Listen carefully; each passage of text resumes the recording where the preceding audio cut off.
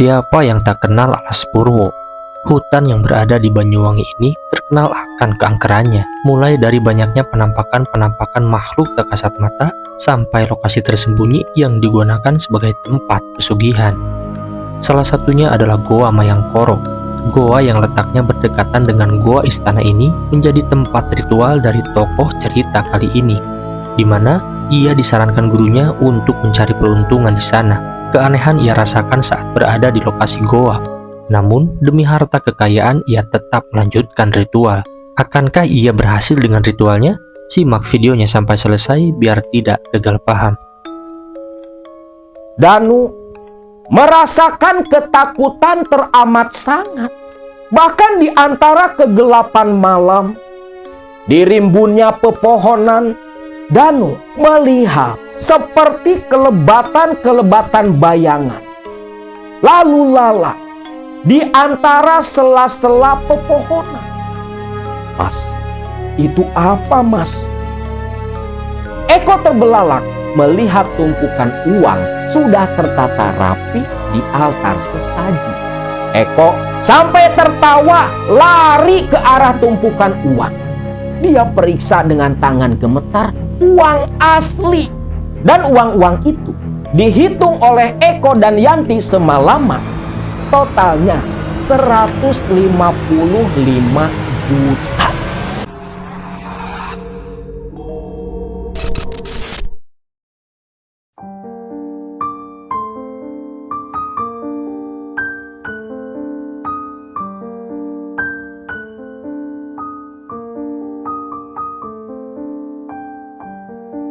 Assalamualaikum warahmatullahi wabarakatuh. Salam sejahtera buat semua Baraya KMS dimanapun kalian berada. Video kali ini kisah tentang seorang lelaki tua yang sudah 5 tahun lamanya, dari tahun 2020 hingga saat ini, menderita sebuah penyakit yang mengharuskan beliau melakukan transfusi darah setiap 2 minggu sekali.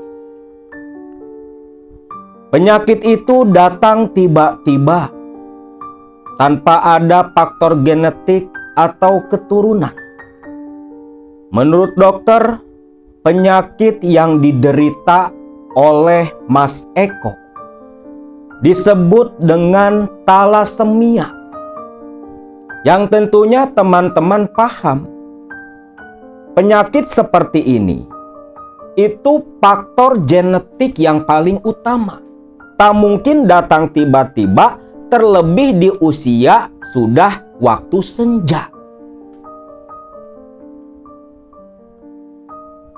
Mas Eko yang saat ini berusia 55 tahun, terbilang hidupnya begitu sejahtera, bergelimang harta, tinggal di sebuah daerah di Jawa Tengah yang beliau meminta untuk disamarkan tempat tinggalnya itu. Mas Danu masih ingat betul, beberapa bulan yang lalu kakaknya ini menghubungi dirinya yang tinggal di daerah Jawa Timur, meminta tolong untuk dicarikan orang pintar atau kiai, ingin berkonsultasi tentang masalah penyakit yang beliau derita. Mas Eko mempunyai seorang anak dari hasil rumah tangga dengan istrinya yang bernama Yanti.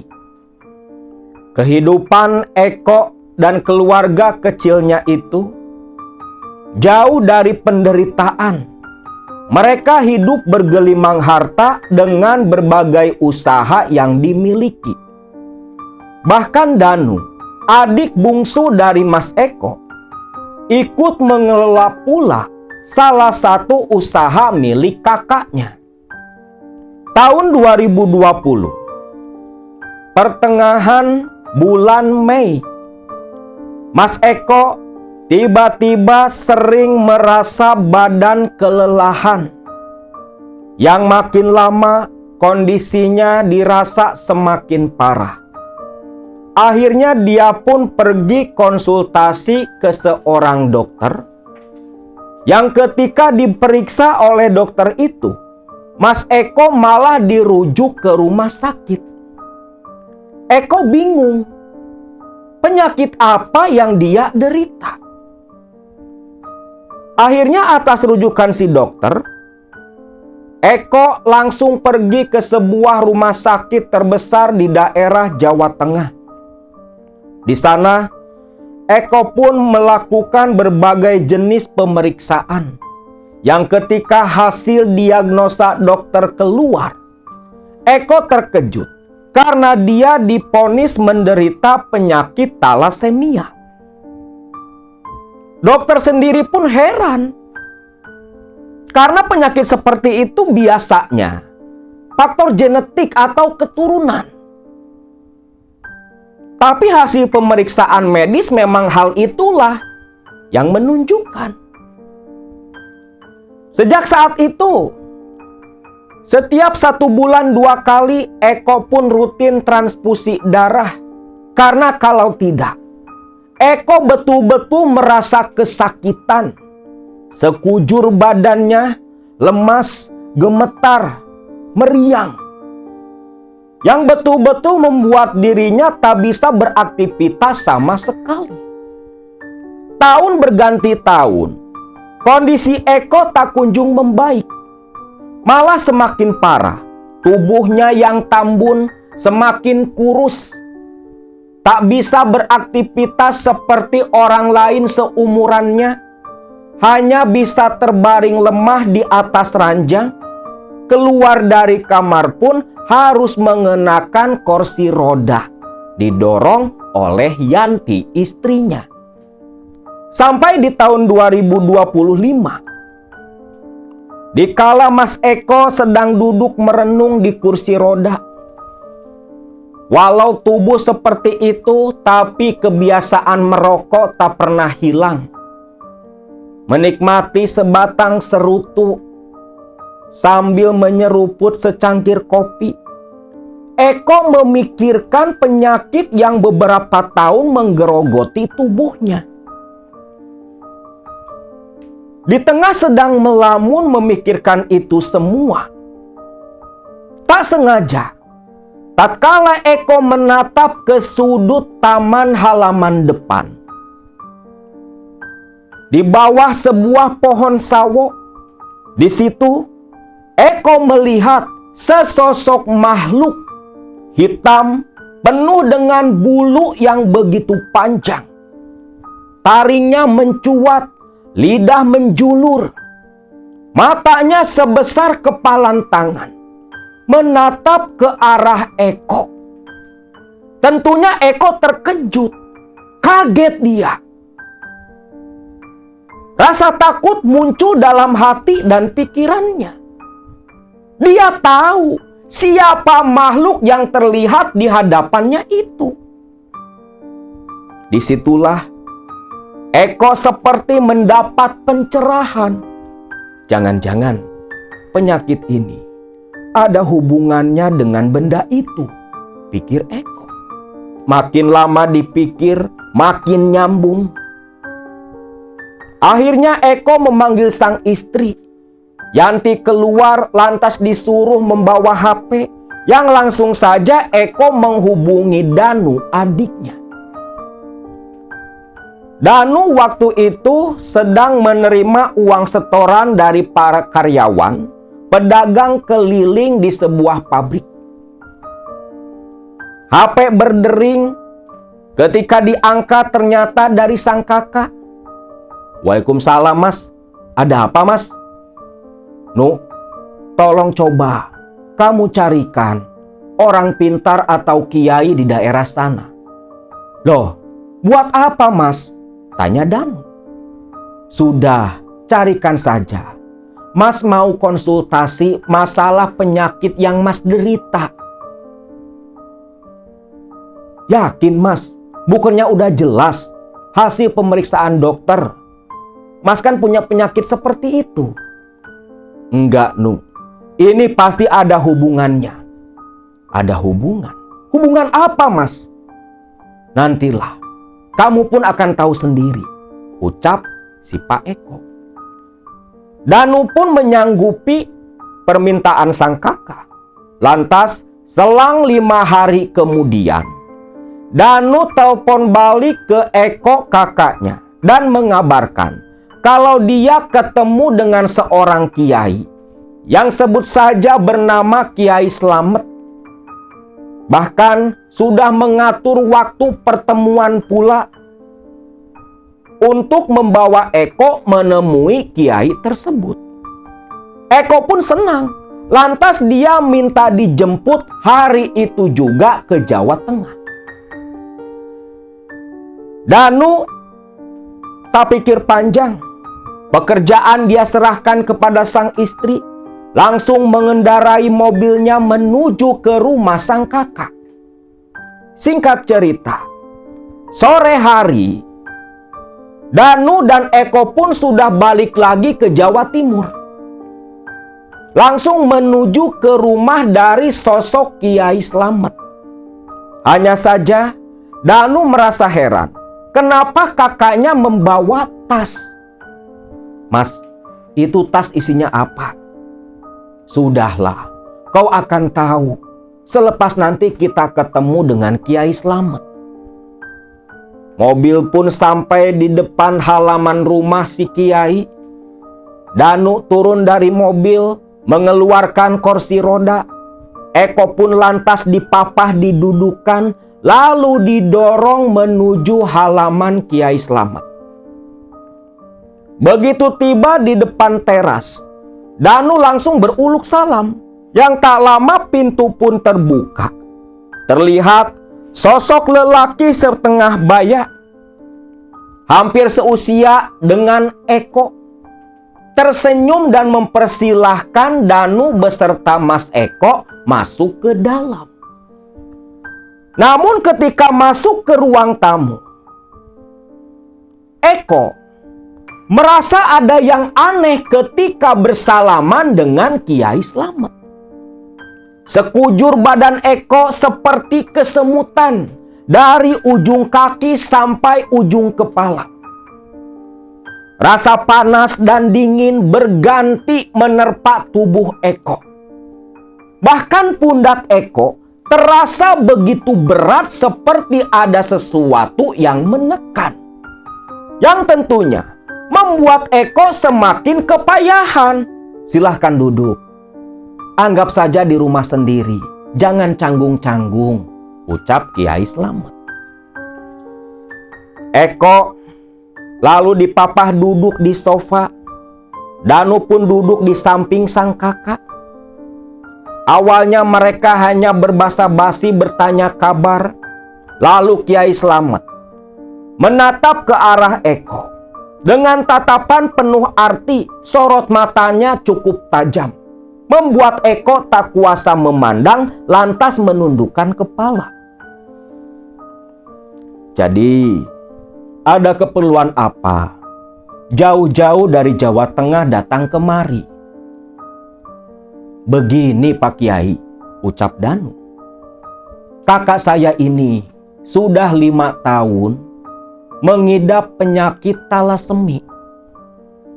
Loh, penyakit seperti itu kan harusnya ke dokter, bukan ke kampung, ke praktisi, tabib, ataupun kiai. Anu Pak Kiai, kakak saya ini ngotot pengen konsultasi sama Kiai Slamet. Mas, ceritalah Mas, biar Pak Kiai paham apa yang Mas derita.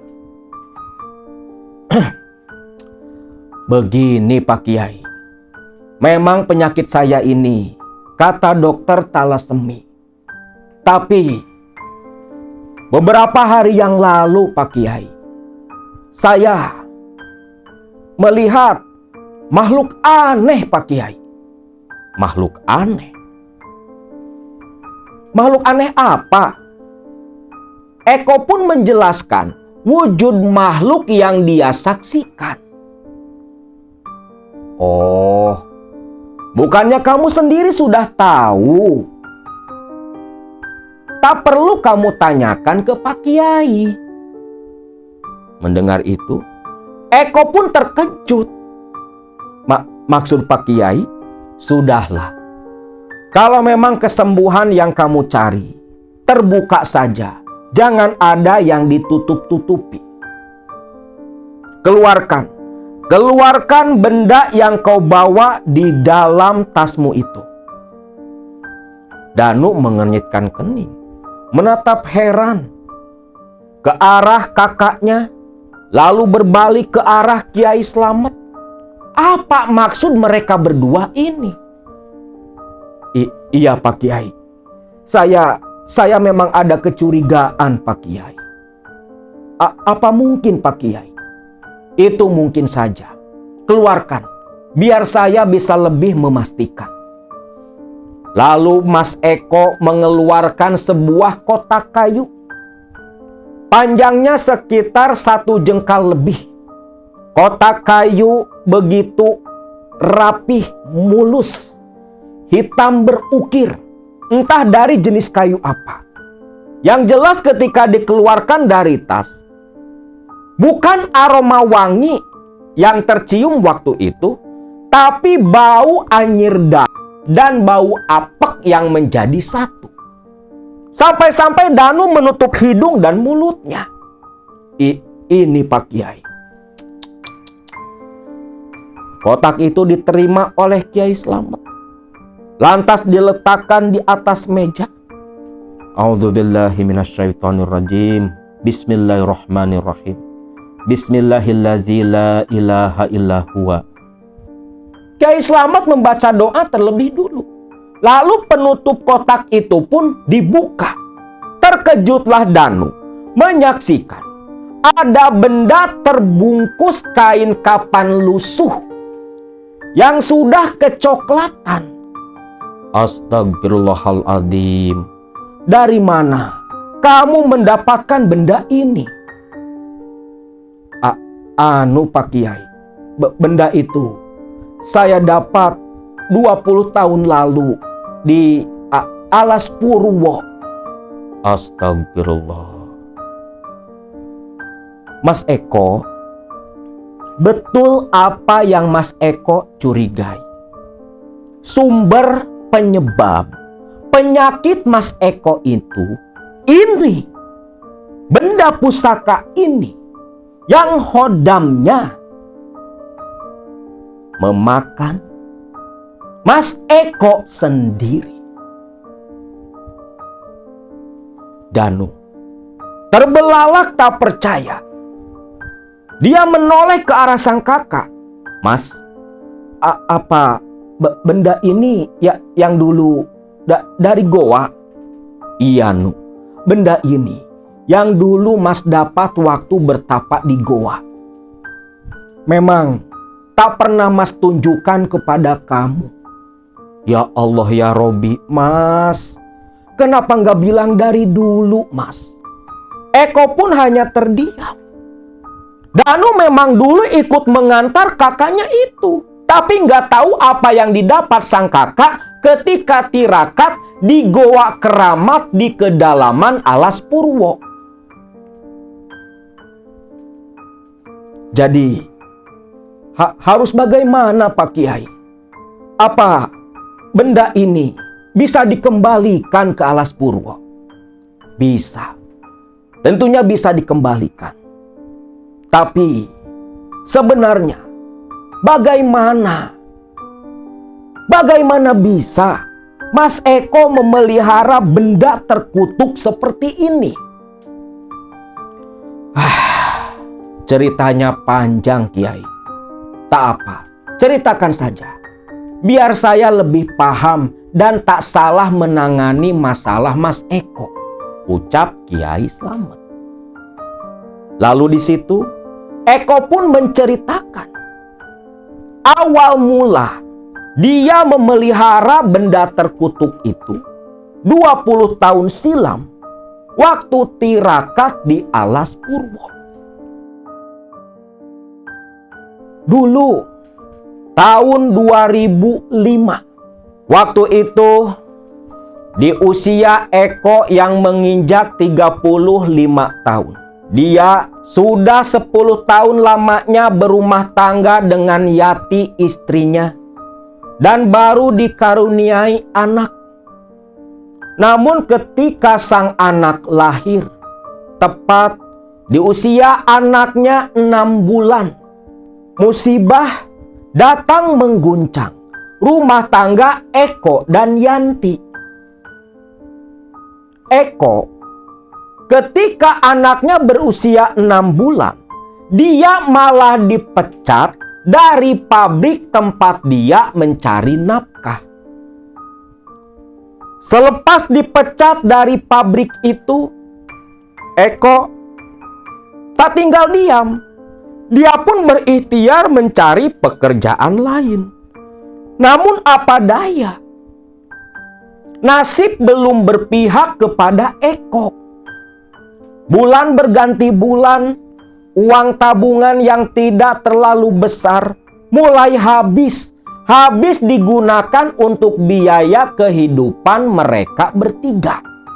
Terlebih lagi, anaknya Eko ini, dia tak netek ke ibunya. Harus pakai susu formula. Karena payung Yanti tak mengeluarkan air susu. Tentunya dengan kondisi seperti itu bisa kebayangkan berapa nominal yang harus dikeluarkan tiap bulan, ditambah Eko pengangguran. Satu ketika, Eko yang sedang duduk melamun di depan rumah kontrakannya, dia mengeluh dalam hati, mengeluhkan nasib hidupnya yang begitu miskin, tak seberuntung orang lain. Minta tolong ke ibu dan Danu adiknya tak mungkin. Karena Danu pun pada waktu itu baru keluar sekolah. Tak ada keluarga yang bisa dimintai pertolongan. Terlebih Eko sendiri gak mau jadi beban keluarganya. Nah, di tengah sedang melamun waktu itu, Eko pun teringat kepada seseorang yang bernama Mbah Wiro, guru spiritualnya Eko sewaktu masih bujangan. Mbah Wiro, kenapa lupa? Dulu, bukannya Simbah pernah berkata, kalau ada kesulitan, disuruh sowan ke sana, pikir Eko. Ingat kepada guru spiritualnya sewaktu muda dulu, Eko pernah belajar di sebuah padepokan di daerah Jawa Tengah. Yakin kalau sang guru bisa membantu permasalahannya. Lantas Eko pun meminta izin kepada Yanti untuk pergi menemui gurunya itu. Yanti pun memberikan izin. Esok paginya, Eko langsung menuju kediamannya Mbah Wiro. Waktu itu makan perjalanan sekitar 2 jam menaiki kendaraan umum. Dan setibanya di rumah sang guru yang memang tak banyak berubah, masih mirip seperti dulu waktu Eko bujangan menimba ilmu di sana. Tentunya ilmu yang ditimba dari Mbah Wiro itu ilmu-ilmu kanuragan, ilmu-ilmu kebatinan. Mbah Wiro ini ya bisa dibilang seorang sesepuh, seorang praktisi pula. Tiba di serambi rumah sang guru, Eko pun beruluk salam mengetuk-ngetuk pintu. Yang tak lama, pintu terbuka. Terlihatlah Mbah Wiro tersenyum. Tersenyum begitu sejuk, menatap ke arah Eko, salah satu muridnya. Dan Mbah Wiro berkata, sudah tak tunggu beberapa waktu lamanya. Kenapa kamu baru datang kok? Loh, kok Simbah tahu? Kok, aku ini gurumu, guru batinmu. Aku tahu apa yang menimpa murid-muridku. Masuklah, kita bicara di dalam, ucap Mbah Wiro. Masuklah Eko ke dalam rumah sang guru. Lalu di situ Eko disuruh makan, istirahat. Lantas Mbah Wiro mulai menanyakan masalah apa yang sedang menimpa Eko. Ada apa kok? Ada masalah apa? Dalam hati, lah katanya ndah tahu. Kok nanya? Pikir Eko. Syariat harus tetap ditunaikan. Sebutkan saja apa masalah yang sedang menimpamu. Nah di sini Eko pun cerita. Selepas anaknya lahir, di usia anaknya yang 6 bulan, dia nganggur dipecat dari tempat kerja. Dan sampai detik itu belum dapat pekerjaan sama sekali.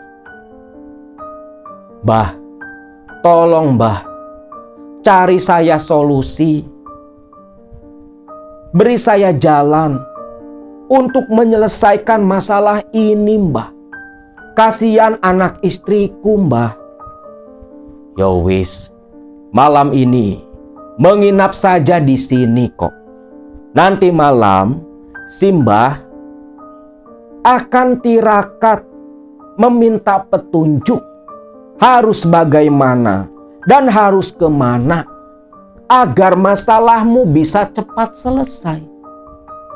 Eko pun setuju. Ditambah udah bertahun-tahun dia nggak pernah nginep lagi di rumah gurunya.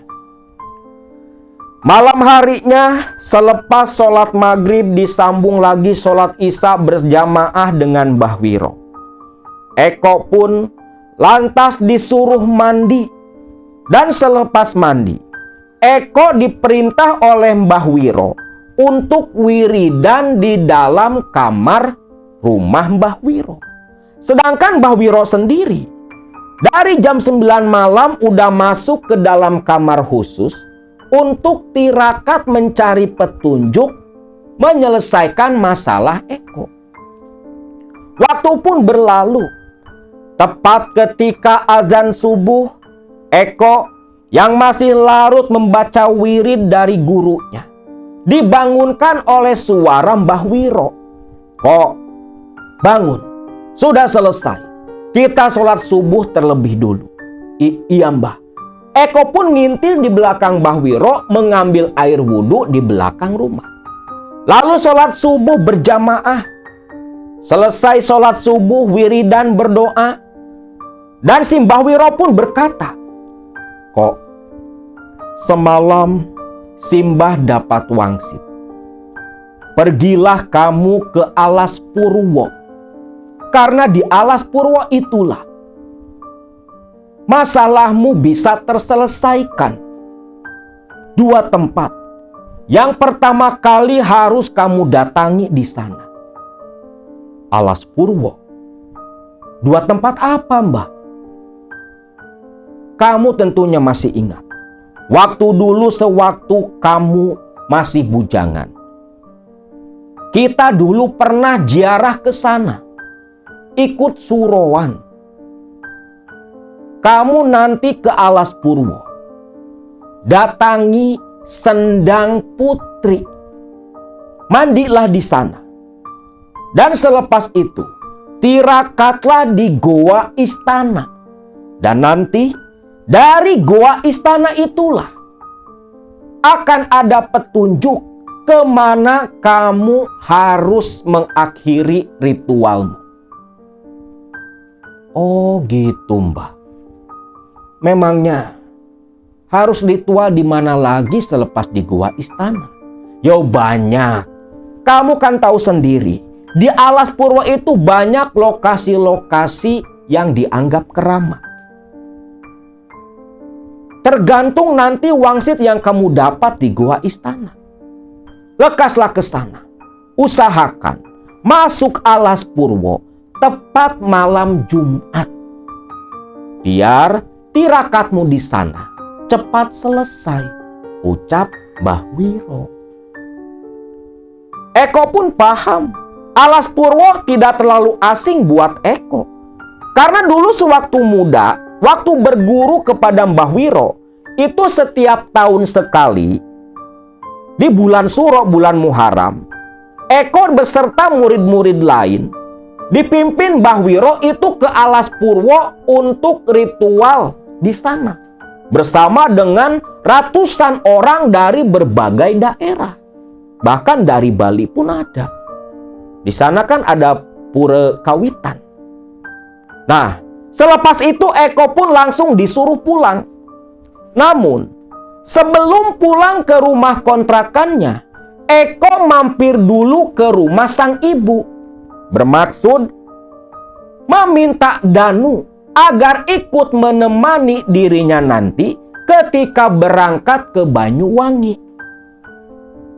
Untungnya waktu itu Danu yang memang baru lulus SMA, belum dapat kerja, lagi nganggur, dia pun setuju menemani sang kakak ke Alas Purwo.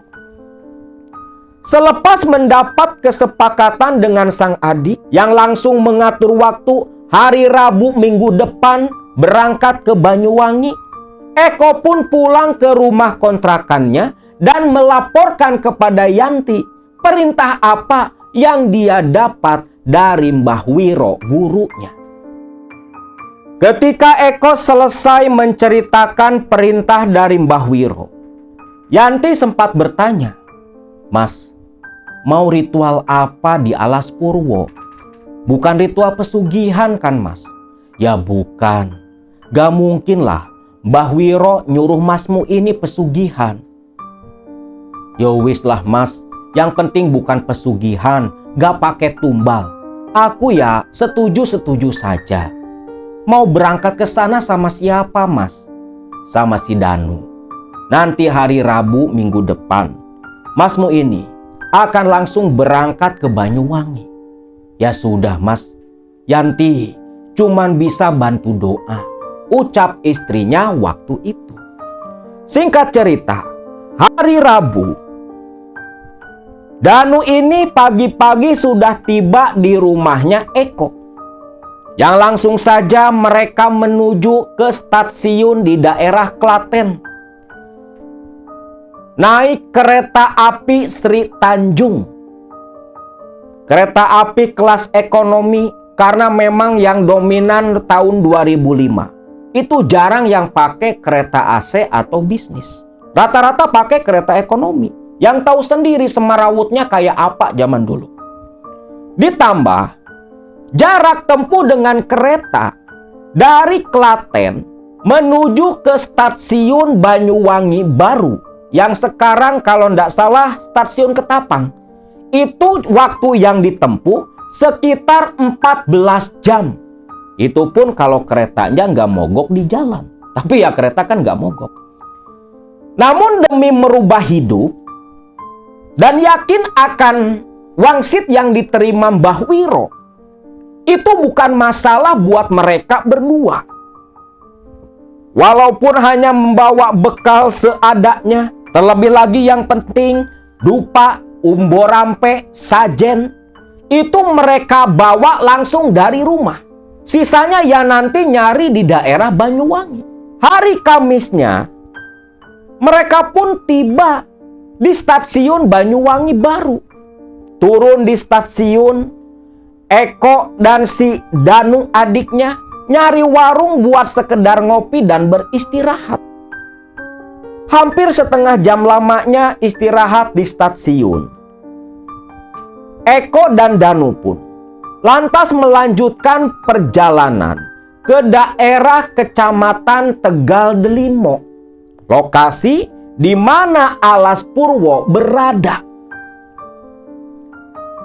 Dari stasiun Banyuwangi Baru, sekitar 2 jam waktu yang ditempuh mereka berdua. Tiba di Alas Purwo karena sesuai perintah dari Mbah Wiro. Malam Jumat baru boleh masuk menuju ke tempat ritual. Mereka pun memilih beristirahat di bawah pepohonan di Alas Purwo sambil menunggu waktu maghrib datang. Mereka yang memang di kereta tak bisa tidur nyenyak, lantas menggelar tikar di bawah pohon-pohon yang begitu rindang. Mereka langsung tertidur begitu lelap. Untungnya ketika waktu maghrib tiba, Danu terbangun lebih dulu, lantas membangunkan Eko kakaknya. Mas, bangun mas. Wis peteng, wis maghrib. Eko langsung terbangun. Udah maghrib, Nu? Iya mas, udah maghrib. Katanya, waktu maghrib kita harus langsung masuk ke Alas Purwo. Ya sudah, sekarang kita makan dulu, ucap si Eko. Mereka berdua pun makan ala kadarnya sekedar untuk mengganjal perut. Lalu, Eko yang memang beberapa kali pernah ke Alas Purwo, sudah hafal betul jalan menuju ke Sendang Putri atau ke Petirtaan Putri, yang memang terletak dekat dengan Goa Istana. Tanpa penerangan pun, Eko sudah hafal jalan ke sana.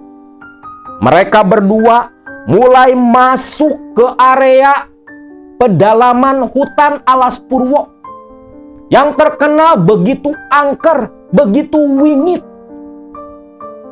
Alas Purwo ini surganya para spiritualis Nusantara.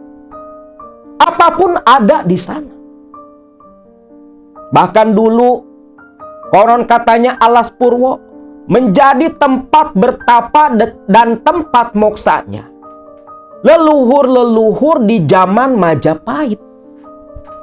Bahkan tokoh-tokoh nasional seperti Bung Karno sempat pula melakukan tirakat seperti di Goa Istana. Dan banyak berbagai kalangan yang datang pula ngalap berkah di sana. Seperti yang dulu pernah Akang ceritakan, Goa Istana itu goa tempat berkumpulnya raja-raja jin. Dan memang seling menjadi tujuan ritual. Bahkan tak sedikit orang-orang yang datang ke Alas Purwo tirakat di Goa Istana untuk mencari harta kekayaan instan lewat jalur pesugihan. Begitu berjalan di jalanan setapak menuju ke Sendang Putri, Danu merasakan ketakutan teramat sangat. Dia baru pertama kali masuk ke Alas Purwo. Bahkan di antara kegelapan malam, di rimbunnya pepohonan, Danu melihat seperti kelebatan-kelebatan bayangan lalu lalang di antara sela-sela pepohonan. Mas, itu apa mas? Jangan takut. Mereka tak akan mengganggu. Merekalah penghuni Alas Purwo. Selama niat kita baik, tak akan terjadi apa-apa, ucap si Eko. Danu pun hanya mengangguk saja. Walau dia berjalan masih tetap memegang ujung baju kakaknya. Singkat cerita, tibalah mereka berdua ke dekat Sendang Putri atau Petirtaan, yang dari kejauhan sudah terdengar suara gelontoran air yang cukup riuh. Mas, apa itu mas? Sendang yang mau kita tuju? Iya Nu, di sendang itulah kita akan melakukan ritual yang pertama. Baru selepas itu kita langsung menuju ke Goa Istana. Mas, lantas nanti Danu harus ngapain? Kamu cukup duduk diam. Sisanya urusan si mas. Kamu cuma menemani masmu ini saja. Danu mengangguk. Lalu mereka tiba di Sendang Putri. Di situ terlihat masih ada sepotong dupa yang menyala. Waduh Nu, ada kawan kita. Sepertinya ada yang habis ritual pula di tempat ini. Ya syukurlah Mas. Jadi kita nggak sepi. Banyak temen nanti Mas. Eko pun hanya tersenyum. Lalu Eko mengeluarkan umbo rampe, kembang 7 rupa, lalu degan ijo yang langsung dia papas. Dupa yang dia bawa dari rumah langsung dia bakar. Lalu duduk bersirah, merapalkan mantra yang dia dapatkan dari Mbah Wiro, gurunya. Danu hanya duduk diam bersila di belakang Eko. Di tengah Eko yang sedang melantunkan mantra, yang suaranya terdengar seperti bisikan, terbawa oleh angin di alas purwo, yang seolah angin menyampaikan bisikan mantra ke para lelembutan yang hadir dan tinggal di sekitar sana. Saat itulah samar-samar Danu melihat tepat di sendang putri di bawah ada seorang perempuan mengenakan kain jarik dengan atasan kebaya berwarna merah dengan lambut yang digelung, terlihat anggun berwibawa, cantiknya luar biasa. Perempuan itu tepat berdiri di samping air sendang yang menggelontor. Bukan rasa takut yang Danu rasakan saat itu, tapi rasa takjub, kagum, terpana oleh kecantikan si perempuan. Perempuan itu tersenyum ke arah Danu, lalu menatap cukup lama ke arah Eko yang masih anteng melantunkan mantra. Tak berselang lama, perempuan itu pun perlahan menghilang dari pandangan Danu, yang seketika Eko pun mengakhiri rapalan mantra lantas menoleh ke Danu. "No, sekarang kamu ikut si Mas mandi ke bawah, mensucikan tubuh kita." Tapi Mas, tadi sudah. Apa yang kamu lihat itu adalah pertanda kalau memang kedatangan kita kemari sudah diterima. Karena setahu Eko, ketika dia di alas purwo saat itu, di Jawa Tengah, Mbah Wiro pun melakukan ritual mendorong keberhasilan Eko. Makanya Eko ini begitu kagum dengan Mbah Wiro. Karena gurunya itu betul-betul bertanggung jawab membantu muridnya. Nah, Eko pun turun ke bawah, lalu menanggalkan pakaiannya, menyisakan celana dalam. Lawang sesama lelaki kan, apalagi adik sendiri. Danu pun sama, buka baju pula dan nunggu giliran selepas kakaknya selesai mandi. Dan mulailah Eko pun mandi di bawah guyuran air pancuran. Tentunya tak sembarangan mandi, ada rapalan yang dibaca. Selepas Eko selesai mandi, dia menyuruh Danu mengikuti dirinya. "No, kamu mandi sekarang." Iya Mas. Baca apa Mas?" "Ikuti saja ucapan Masmu ini. Niat ingsun adus," dan seterusnya. Danu mengikuti rapalan mantra dari sang kakak, yang langsung saja dia pun mandi di bawah guyuran air. Yang selepas itu mengenakan kembali pakaian tanpa mengeringkan tubuh terlebih dulu. Lalu mereka mulai berjalan menuju ke arah goa istana. Dari Sendang Putri ke goa istana itu paling jaraknya cuma sekitar 100 meter saja. Gak jauh. Betullah, ketika tiba di dekat tangga yang menuju goa istana, di situ ada 2 orang laki-laki yang sepertinya sedang istirahat selepas mandi dari Sendang Putri. Terlihat rambutnya itu masih pada basah. Assalamualaikum. Waalaikumsalam. Mas, mereka pun bersalaman. Dua orang lelaki yang waktu itu ditemui Danu dan Eko, semua seumuran dengan Eko. Dari mana, Mas? Jawa Tengah. Masnya ini dari mana? Lah, saya sih masih orang sini, Mas. Orang Banyuwangi. Orang itu pun memperkenalkan diri bernama Kardi. Sedangkan yang satu lagi itu tamu dari Mas Kardi. Yang berarti Kardi ini seorang spiritualis. Jadi bawa pasiennya ke Alas Purwo. Mau ritual, Mas? Tirakat? Iya. Mas Eko mau tirakat pula? Iya, Mas Kardi. Saya juga mau tirakat di tempat ini. Bagaimana kalau kita tirakat barengan saja? Biar lebih afdol, Mas. Nah, ide bagus. Mau istirahat dulu apa mau langsung? Langsung saja, Mas. Ya sudah. Kamu ikut Mas dulu. Nanti kamu nunggu di luar sama Mas Kardi. Ucap Eko. Danu pun setuju. Lalu mereka berempat mulai menaiki anak-anak tangga. Lalu di mulut goa istana, di situ terlihat pula bekas-bekas sesaji orang-orang terdahulu. Di sini Eko dan Mas Kardi pun menggelar sesaji pula, sama-sama membakar dupa dan melakukan ritual sesuai dengan ilmu yang mereka punya.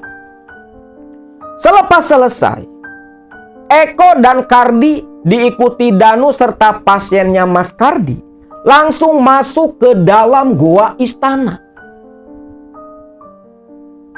Begitu memasuki goa istana, Danu sudah langsung merasa ketakutan. Bulu kuduknya meremang. Namun Eko berusaha menenangkan. Lalu mereka berdua, Eko dan Mas Kardi, memilih tempat yang terpisah di dalam gua istana untuk tirakatnya mereka. Di sini, Eko mengambil posisi di sudut sebelah kiri, di dekat lubang yang tepat ada sumber mata air di sana. Sedangkan Mas Kardi membawa pasiennya ke sudut sebelah kanan. Ritual pun dimulai, meletakkan sajen dan sejenisnya. Sedangkan Danu ya hanya duduk memperhatikan sang kakak. Yang selepas itu, Mas Kardi selesai membuka ritual, bangkit berdiri, lalu ajak Danu menunggu di bawah tangga sampai esok pagi. Meninggalkan Eko dan si pasien Mas Kardi tirakat bertapa semedi di dalam goa. Danu nggak tahu apa yang dialami sang kakak di dalam goa istana. Yang jelas, esoknya sekitar jam 5 pagi, Eko sudah keluar dari dalam goa istana sambil tersenyum yang membuat Danu dan Mas Kardi keheranan. Loh, udah selesai, Mas? Tanya Kardi. Enggak, Mas. Wis rampung. Loh, tumben ya. Lah pasienku kok belum keluar? Ya ndak tahu, Mas. Mungkin beda, ucap si Eko. Eko pun duduk di samping Kardi dan Danu. Lalu meminum air mengganjal perut. Lantas di sini Eko pun ditanyai oleh Danu. Mas, semalam ada apa aja di dalam gua? Ya banyak, banyak. Wah, pokoknya semalam, dari mulai kuntilanak, genderuwo, pocong, semua datang. Kayak di absen, semua kumpul di dalam goa. Lah, terus Mas dapat apa? Kok sudah keluar, Mas? Pasiennya Mas Kardi kok masih di dalam? Masmu ini dapat wangsit. Wangsit? Wangsit apa, Mas? Iya, Mas Eko. Dapat wangsit apa? Gini loh, Mas Danu. Saya dapat wangsit dari Ibu Ratu Pantai Selatan. Disuruh melanjutkan tapa di Goa Mayangkoro. Mas Kardi tahu Goa Mayangkoro itu sebelah mana, Mas? Ya tahu lah. Ya tinggal lurus aja ke sana, Mas. Ya sekitar 1-2 kiloan lah dari Goa Istana. Mau tak anter? Boleh, Mas, boleh. Kalau berkenan, antar saya ke sana, Mas. Dan nanti mungkin sekalian saya mau nitip si Danu sama Mas Kardi. Karena nggak mungkin Danu ikut ritual di Goa Mayangkoro. Yo wis, gampang lah. Sesama orang Jawa kok. Jangan sungkan, ucap Kardi. Eko pun hanya tersenyum. Berterima kasih kepada Kardi yang sudah mau mengantar dan dititipi Danu adiknya. Selepas cukup lama istirahat di sana, lalu Mas Kardi pun menuntun Eko dan Danu menuju ke lokasi Goa Mayangkoro. Goa Mayangkoro ini agak asing nih di telinganya si Eko. Dia memang tahu ada keberadaan Goa Mayangkoro, bahkan kan pelangnya pun ada. Cuman dulu sewaktu bujangan, dia sama gurunya cuman mandi di sendang putri yang semalam, lalu tirakat berziarah di Goa Istana. Ya selepas itu ke tempat lain, ke daerah pantai. Belum pernah menyambangi Goa Mayangkoro. Cukup jauh, mereka bertiga terus berjalan. Danu dan Eko mulai bercucuran keringat. Begitu tiba di area Goa Mayangkoro, Eko terbelalak. Lah ternyata Goa Mayangkoro ini terletak di tebing batu. Jadi Eko kalau mau ke Goa Mayangkoro itu mesti naik tebing. Yang waktu itu untuk membantu para peziarah yang tirakat di Goa Mayangkoro, itu ada tangga bambu darurat. Yang tentunya naik ke atas mesti betul-betul hati-hati. Walaupun kemarau, ya tetap licin oleh lumut. Dan harus berpegangan ke rotan-rotan yang menjulur di tebing batu itu. Kalau sekarang kan dari tahun 2024 kalau tidak salah itu sudah pakai tangga besi. Kalau dulu enggak. Tangganya tangga bambu. Bahkan kalau tangganya rusak ya mesti kayak monyet naiknya itu. Pakai alat bantu ya kayak akar-akar atau kayak naik tebing murni aja. Mas, yakin Mas mau ritual di gua atas sana, Mas? Iya, Nu. Karena itu wangsit yang si Mas dapatkan. Mas Kardi, saya titip Danu ya, Mas. Gampang, Mas Eko. Mudah-mudahan hajat Mas Eko bisa terkabul. Silahkan Mas Eko naik ke Goa Mayangkoro. Biar Danu ikut menunggu dengan saya di tangga Goa Istana. Sambil saya nungguin pasien saya, Mas. Eko pun mengangguk dan tersenyum saja. Tas berisi sesaji, dupa dan sejenisnya langsung digendong oleh Eko. Eko pun menatap kepergian Mas Kardi dengan Danu adiknya. Yang selepas mereka berdua tak terlihat, barulah Eko menengadah menatap ke tebing batu, lokasi tempat beradanya Goa Mayangkoro. Eko pun tidak tahu apa yang akan dia dapat di Goa Mayangkoro. Selepas menenangkan hati, menguasai diri, Eko langsung menaiki tangga bambu darurat yang terlihat sudah begitu lapuk. Lalu tangannya berpegangan ke rotan-rotan. Hampir Eko terjatuh ketika si tangga bambu ini malah patah. Untung sigap berpegangan ke tonjolan-tonjolan batu yang seperti karang. Jantung Eko bergemuruh. Terlebih lagi ketika merangkak menaiki tebing, tepat di mulut goa pertama Goa Mayangkoro, Eko Eko melihat ada seekor monyet yang begitu besar, memekik dan menatap menyeringai ke arah Eko. Yang entah kenapa, melihat monyet itu, bulu kuduk si Eko ini meremang. Dalam hati, wah, ini bukan monyet beneran, pikir Eko. Izin yo mbah, saya mau tirakat mbah, ucap Eko ngomong ke monyet. Monyet cuma jawab dengan menyeringai dan berpekik saja.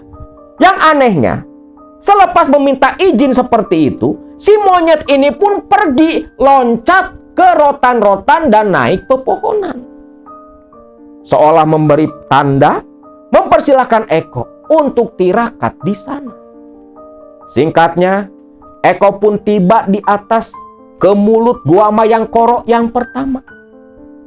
Jadi lokasi guanya ini di tebing, itu pertama masuk lorong batu, itu yang disebut gua pertama. Lalu naik lagi ke sebelah atas, disitulah lokasi tempat tirakat Gua Mayangkoro.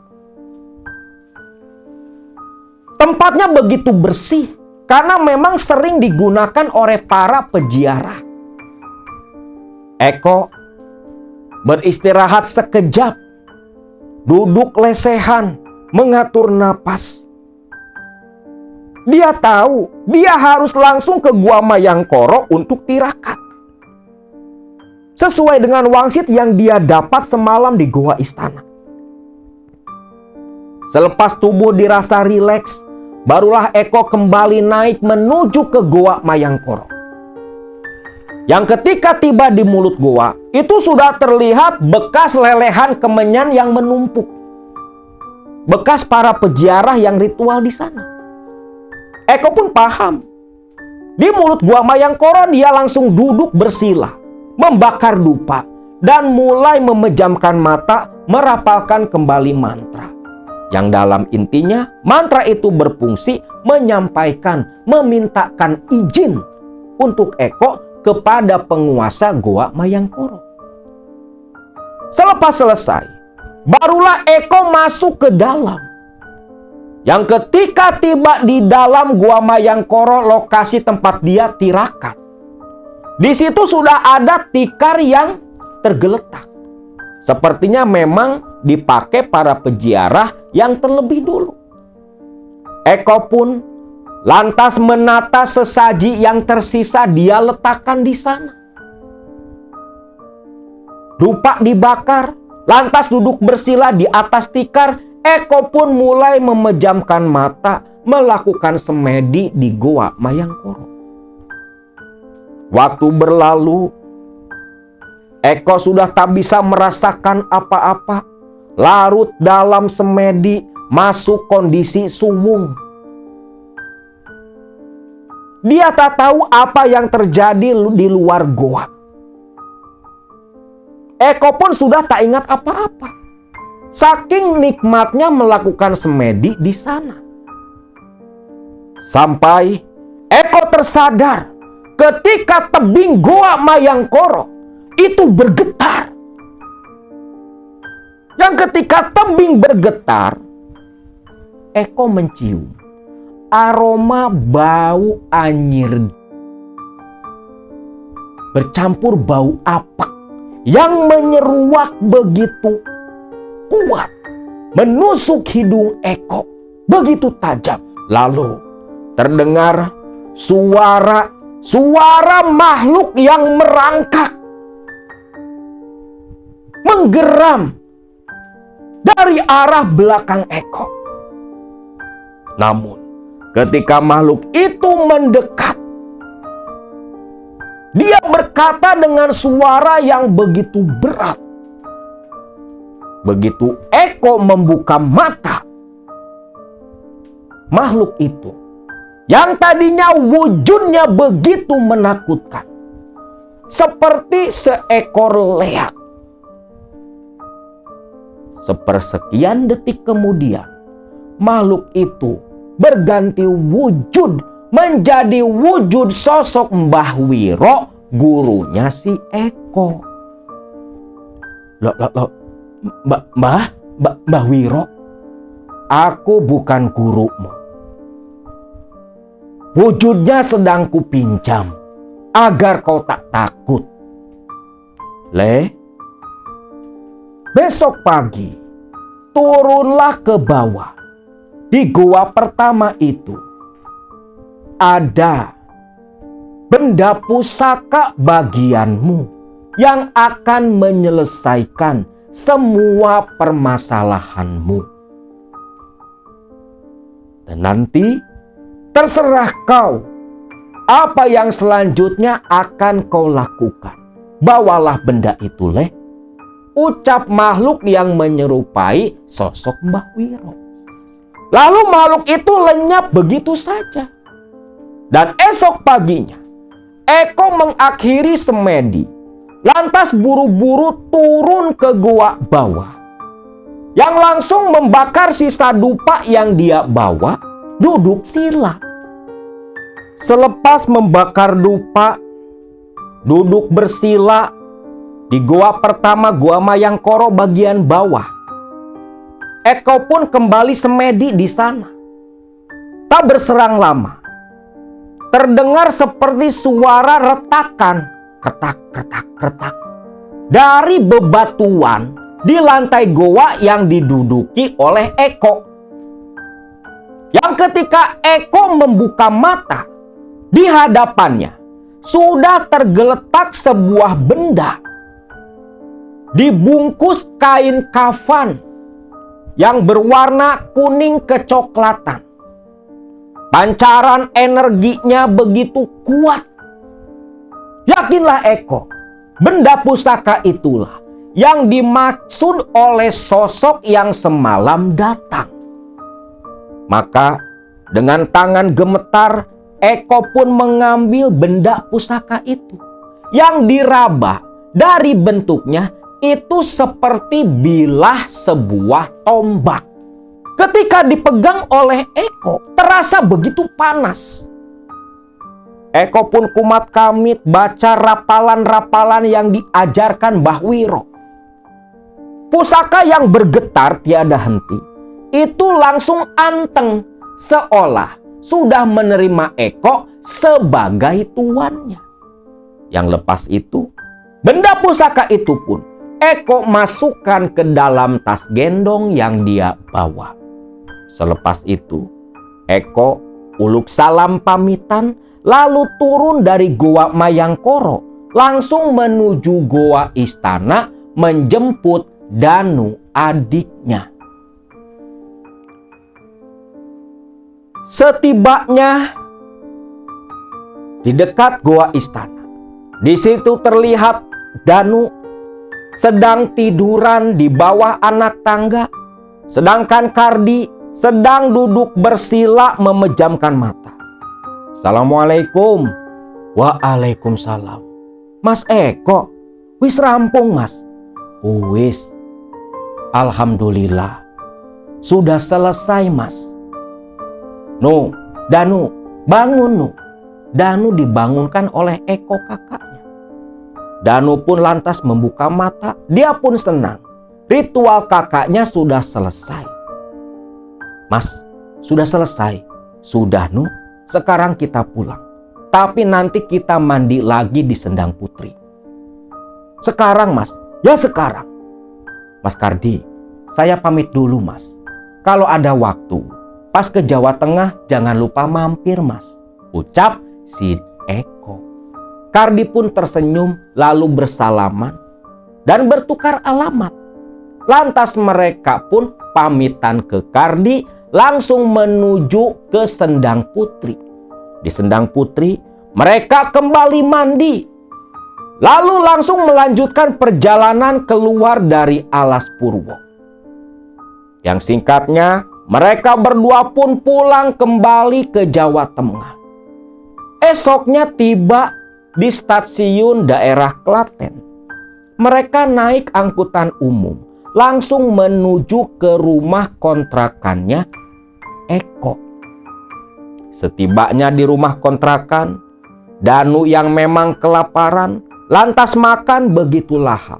Sedangkan Eko sambil makan dia mengisahkan perjalanan di Alas Purwo kepada Yanti istrinya.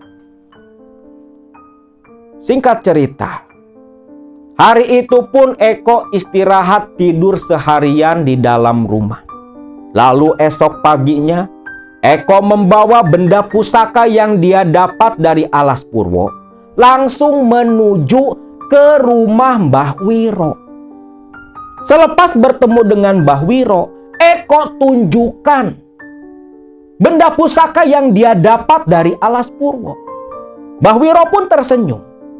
"Kok, nanti malam kau mulailah ritual memanggil khodam penghuni bilah tombak pusaka ini. Dan nanti ketika dia datang, terserah kamu apa yang akan kau lanjutkan ke depannya." Paham, Mbah?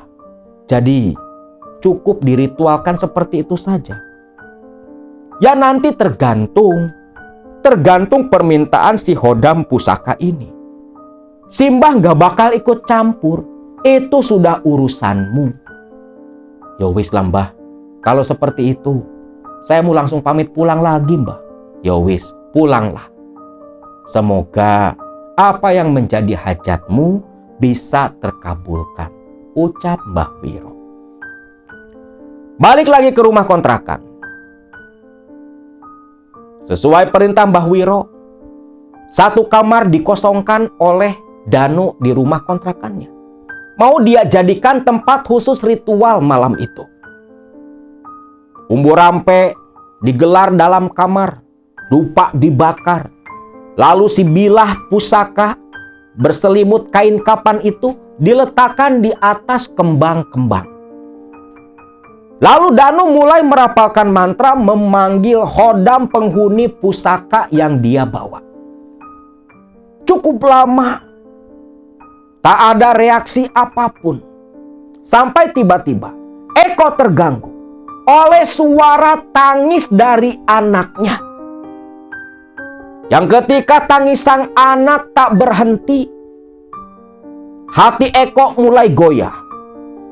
Berniat mengakhiri ritual, namun bau anyir menyeruak di dalam kamar. Eko pun yakin itu pertanda khodam dari si tombak hadir di dalam kamar. Dan ketika Eko sedang berpikir seperti itu, terdengar suara geraman dari depan Eko. Eko membuka mata. Terkejutlah dia. Makhluk seperti leak, seukuran tubuh Eko, jongkok dengan mata sebesar kepalan tangan. Taringnya mencuat, lidahnya terjulur, menyeringai, menggerakkan kepala. Di depan Eko, makhluk itu menggeram. Dia tak mengeluarkan suara berupa kata-kata, tetapi komunikasi antara Eko dan si makhluk di hadapannya itu menggunakan bahasa batin yang dimana diterjemahkan oleh Eko. Makhluk itu mengaku sebagai penghuni pusaka yang ada di hadapan Eko. Dia akan mengikuti Eko sampai kapanpun dan berjanji akan memberikan harta kekayaan kepada Eko dengan syarat harus diberi makan darah setiap malam Jumat Kliwon. Di sini Eko bertanya, darah apa yang diminta makhluk di hadapannya? Makhluk itu dengan bahasa batin mengatakan, yang dia minta adalah darah manusia. Ketika Eko memberikan darah manusia, maka makhluk itu akan mengantarkan tumpukan uang sebagai gantinya. Yang selepas itu, Eko pun menyanggupi. Yang tanpa Eko sadari, dia sudah melakukan kontrak persekutuan, kontrak pesugihan dengan makhluk penghuni pusaka dari Alas Purwo. Makhluk itu pun tertawa dengan geraman yang begitu menakutkan lantas menghilang diikuti dengan berhentinya isak tangis anaknya. Namun selepas makhluk itu pergi, Eko pun mikir lagi. Nyari darah kemana? Pikir Eko. Baru ngeh dia, nyari darah manusia itu susah. Terlebih lagi yang diminta makhluk itu, golongan darahnya O.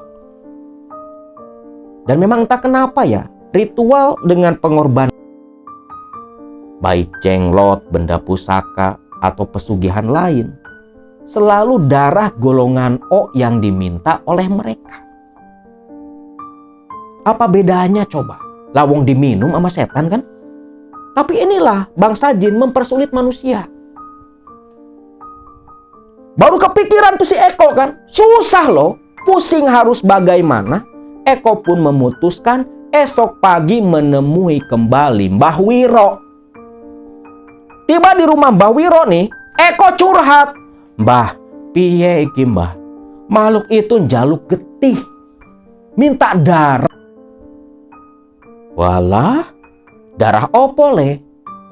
Ya darah uang mbah, darah menungso.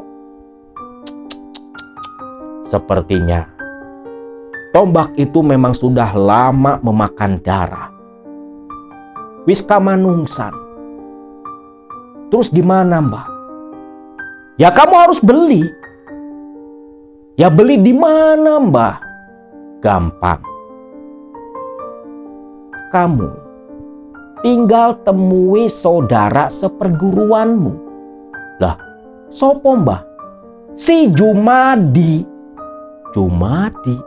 Eko pun ingat-ingat salah satu kawan seperguruannya dulu sewaktu bujangan berguru di rumahnya Mbah Wiro. Cukup lama mengingat, ingatlah tuh si Eko. Memang ada kawannya yang bernama Jumadi. Dan kata Mbah Wiro, si Jumadi ini kerja di PMI. Nanti si Eko tinggal datengin Jumadi, minta darah ke si Jumadi itu. Waduh, apa mau bantu saya dia mbah? Bilang saja disuruh simbah. Kalian ini kan bersaudara walau tak sedarah. Iya mbah, iya. Tapi dia tinggalnya di mana mbah? Di Klaten. Temui saja dia di sana.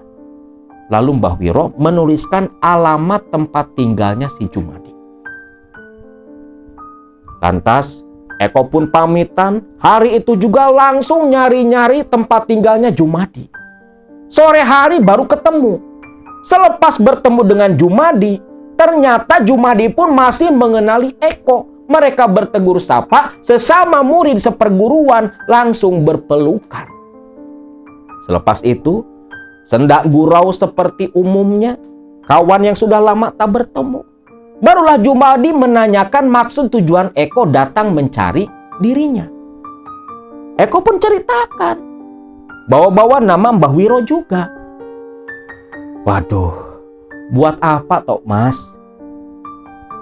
Kowe jaluk getih sampai 1 labu. Buat ritual di, tenanglah. Kalau ritual itu berhasil, ada bagian untukmu. Ya wis mas, darah O memang susah, tapi bakal kuusahakan demi persaudaraan kita mas. Makasih Di, makasih. Kamu betul-betul penolongku Di. Jumadi pun hanya tersenyum saja. Lantas Eko menyerahkan alamat kepada Jumadi, di mana Eko meminta hari Kamis malam Jumat Kliwon, Jumadi harus mengantarkan darah yang dia pesan ke rumah kontrakannya Eko. Waktu itu mahar 1 labunya karena darah O nih tahun 2005 sekitar 500.000. Itu harga tahun sekarang loh, 2026 berdasarkan peraturan itu 1 labu darah golongan AB lah gitu kan, itu harganya sekitar 500 ribuan. Nah, uang 500.000 Eko serahkan ke Jumadi. Dia pun pulang. Dan tepat memang hari Kamis malam Jumat Kliwon, sore hari si Jumadi ini datang menyerahkan 1 labu darah pesanannya Eko. Dan memang ya, Akang punya kenalan saudara jauh dari kakak ipar Akang. Nah, dia ini kerja di PMI. Udah 20 tahunan kerja di PMI. Nah, kata kenalan Akang ini, saudaranya kakak ipar ini, itu sering loh ada orang datang menemui dirinya, minta dengan harga berkali-kali lipat. Bahkan berterus terang, itu untuk keperluan ritual. Namun ya saudara dari kakak ipar Akang ini tentunya menolak. Gak pernah mau memberikan hal seperti itu. Karena sudah melanggar peraturan, dosa pula. Bukan gak butuh uang, tapi tahu resiko dunia akhiratnya seperti apa. Pasti bakal kebawa-bawa. Beda sama Jumadi nih. Lumayan duit kan? Nah, selepas darah diterima, Jumadi pamitan.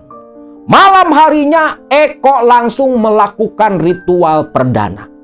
Memberi makan makhluk dari alas purwo dengan 1 labu darah yang dia tuang ke sebuah mangkuk. Ketika ritual malam hari dilakukan, makhluk itu betulan muncul. Lalu dengan tangan besar dan kuku-kuku yang panjang mengambil mangkuk dan menyeruput darah begitu lahap sampai dijilatin hingga tak tersisa 1 tetes pun di dalam mangkuk. Yang selepas itu makhluk itu bersendawa. Lu bayangin leak bersendawa kayak gimana? Serem kayaknya. Dan makhluk itu berkata, nanti akan dia bawakan tumpukan uang sebagai gantinya. Eko pun hanya mengangguk saja. Lalu makhluk itu pun lenyap.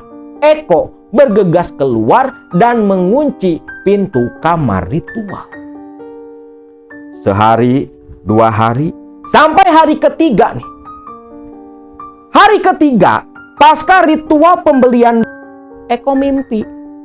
Dalam mimpi didatangi makhluk itu yang mengatakan uang sudah ada di dalam kamar ritual. Eko lantas bangun dong. Setengah lari keluar dari kamar sampai istrinya kaget pula. Ada apa, Mas? Sudah, kamu diam saja di sini. Eko langsung menuju ke kamar tempat ritual. Begitu pintu dibuka, bau apek dan anyir menerpa hidungnya Eko.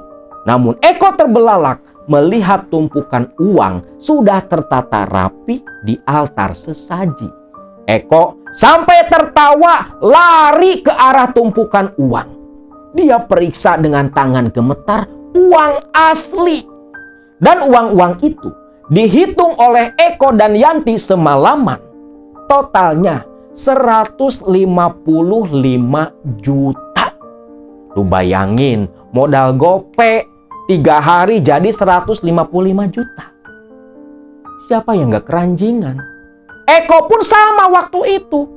Mas, ini beneran toh mas? Bener. Ini gak pakai tumbal Yanti. Uang ini untuk kamu, untuk keluarga kita.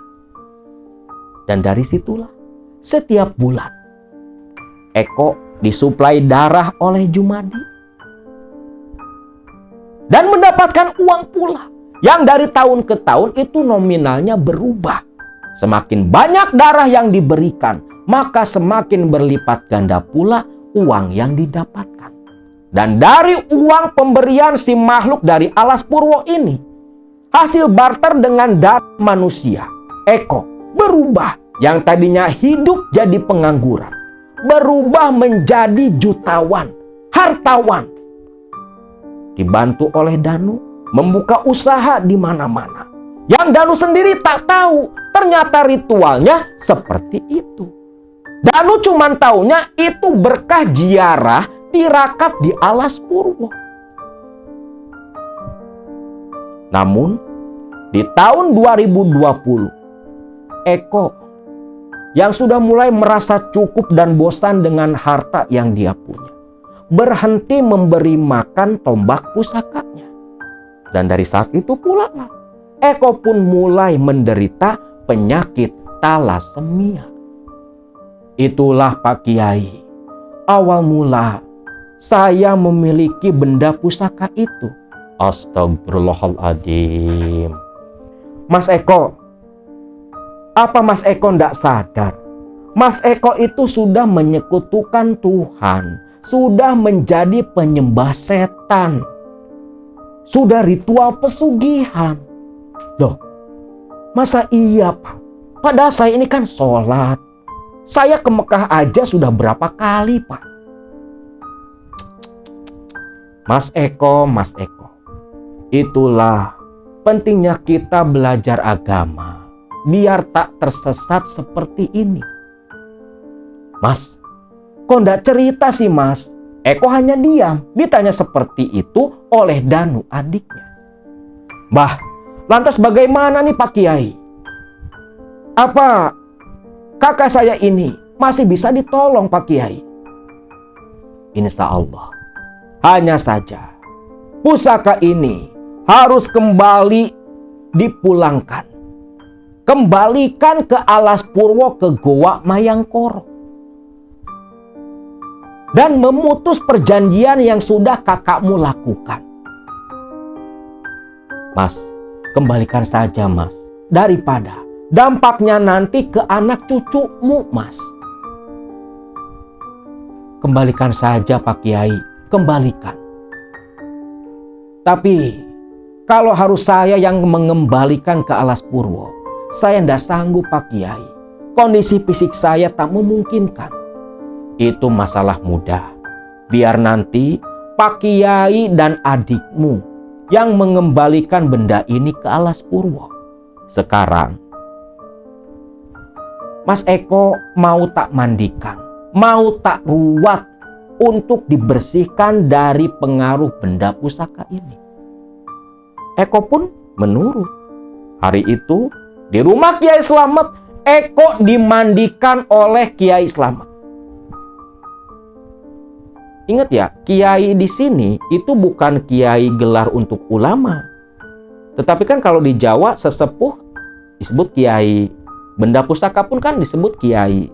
Jadi Kiai Slamet ini bukan Kiai ulama ya, tapi Kiai sesepuh. Praktisi spiritualis lah gitu. Dimandikan oleh Pak Slamet. Nah, selepas dimandikan, Eko pun disuruh pulang. Lalu si Pak Slamet ini janjian sama Danu untuk berangkat ke Banyuwangi ke Alas Purwo mengembalikan tombak pusaka itu. Nah, singkatnya Danu dan si Kiai Slamet langsung menuju ke Alas Purwo mengembalikan tombak pusaka. Langsung disimpan di Goa Mayangkoro. Namun, walaupun benda pusaka sudah dikembalikan ke Goa Mayangkoro, penyakit Eko, penyakit talasemia itu tak sembuh sama sekali. Namun, di sini Eko tak menyalahkan Kiai Slamet. Dia tersadar kalau penyakit talasemia yang dia derita itu seperti bentuk balasan atas apa yang dia perbuat di masa lalu hidupnya. Dan terus terang saja, harta yang terkumpul begitu banyak dari hasil persekutuan, tentunya semua mulai habis untuk biaya pengobatan penyakit talasemia yang diderita oleh Eko. Kaya raya hanya beberapa tahun saja, tapi harus berjuang mati-matian menghadapi penderitaan sampai akhir hayatnya kelak. Dan mungkin selepas mati nanti, Eko sendiri akan diseret menjadi penghuni lelembutan Alas Purwo Banyuwangi.